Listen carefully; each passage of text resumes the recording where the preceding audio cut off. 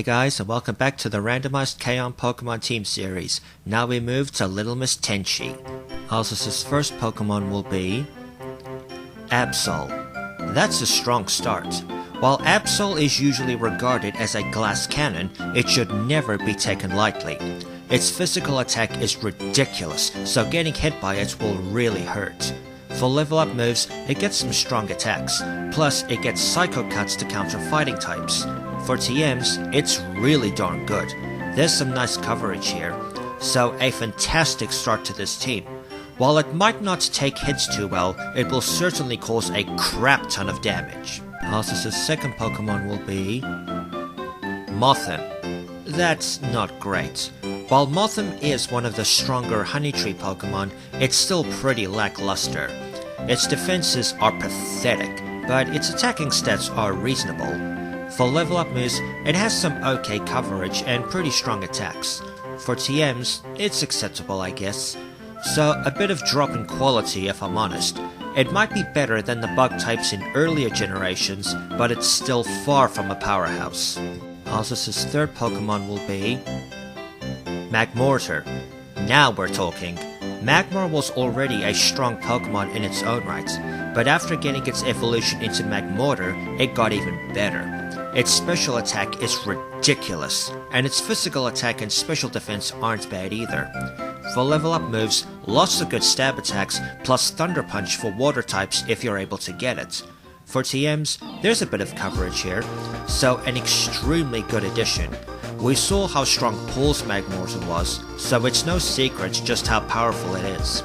Azusa's fourth Pokemon will be Glaily. That's a good Pokemon to get.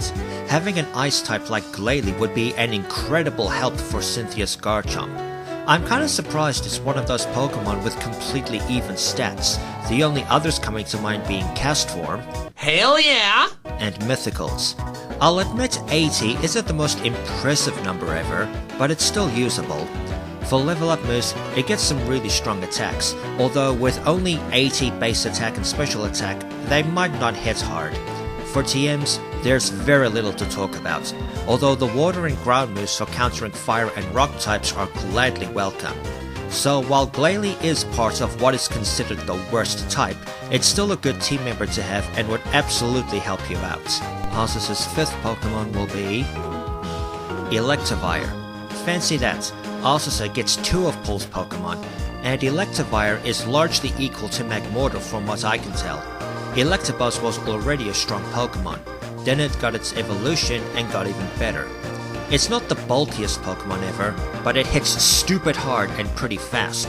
Plus, if you can find a way to work with it, Motor Drive will make it even tougher. For level up moves, much like Magmorter, great stab attacks. And if your opponent tries bringing in steel types which electric types would have problems with, Fire Punch and Low Kick will take care of them. For TMs, it's actually pretty good. You can cover quite a lot with Electivire's moves, so very good overall.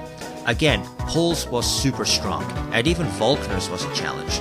This Pokemon was a massive upgrade to Electabuzz. And Azusa's last Pokemon will be Luxray. That's a very reasonable way to cap this team off.